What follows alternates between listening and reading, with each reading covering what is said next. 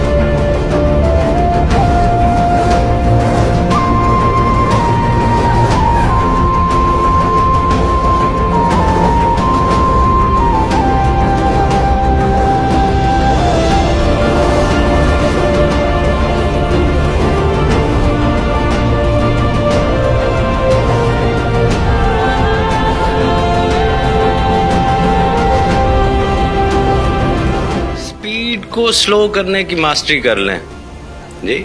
یہ آپ جتنے بھی جو ہے وہ اپنے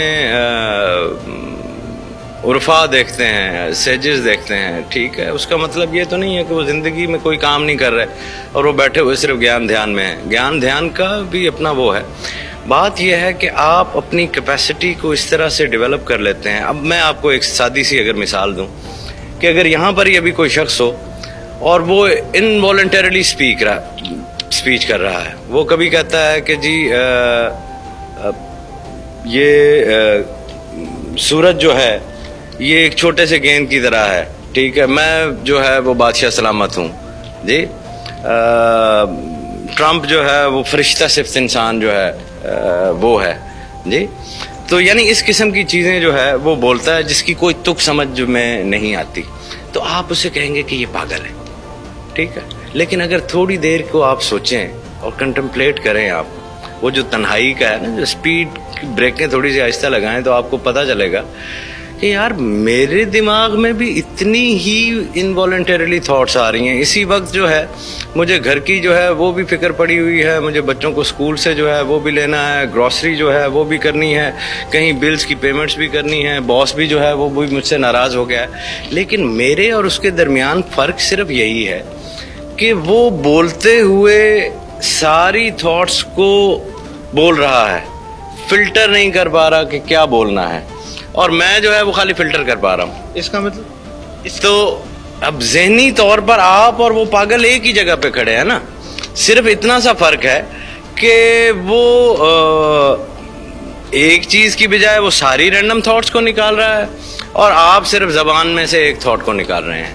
تو یہ جو تنہائی ہوتی ہے یہ بھی آپ کو جو ارد گرد ہو رہا ہے اس سے آپ ایک دفعہ کٹتے ہیں, کنٹمپلیٹ کرتے ہیں, اور وہ تنہائی آپ کو راستہ دیتی ہے. تنہائی آشنائی نہیں ہے, لیکن تنہائی جو ہے وہ آشنائی کا دروازہ ضرور ہے. تو اس تنہائی کو جب آپ کھولتے ہیں اور آشنائی کے دروازے میں جاتے ہیں تو تب سیلف ریئلائزیشن جو ہے وہ ہوتی ہے.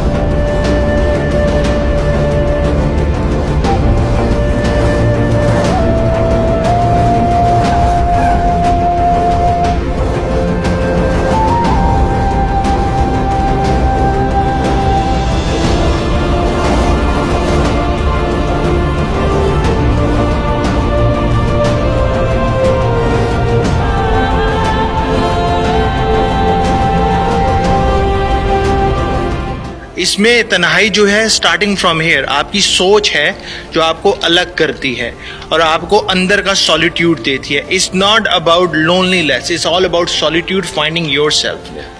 دیکھیے اسلامی تصوف اسی وجہ سے رہبانیت نہیں ہے. آپ بدھزم کو دیکھیں یا جوگیوں کو دیکھیں, ہندو ٹریڈیشن کو دیکھیں اور دوسری ٹریڈیشنز کو دیکھیں, تو وہ ساری جو ٹریڈیشنز ہیں وہ اس طرح سے جو ہے وہ کرتی ہیں کہ یار آؤٹ ورڈ دنیا کو جو ہے وہ آپ نے اپنے اوپر شن کر دیا ہے.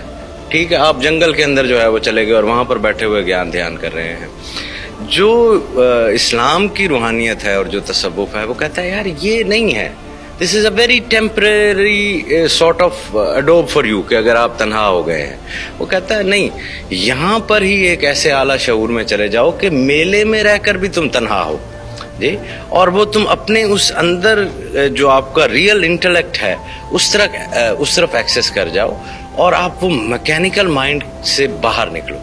تو بنیادی طور پر وہ جو تنہائی آشنائی کی طرف لے جاتی ہے, امپلائی یہی ہوتا ہے کہ آپ اس میکینیکل مائنڈ سے جو ہے وہ نکل آئیں. میکینیکل مائنڈ کیا ہے؟ یہ ریٹ ریس جو ہے, جو چوہے دوڑ جو ہے وہ ہے. تو وہ کیا ایک محاورہ ہے کہ even if you win the rat race you still remain a rat. جزاک اللہ, شکریہ سائیں.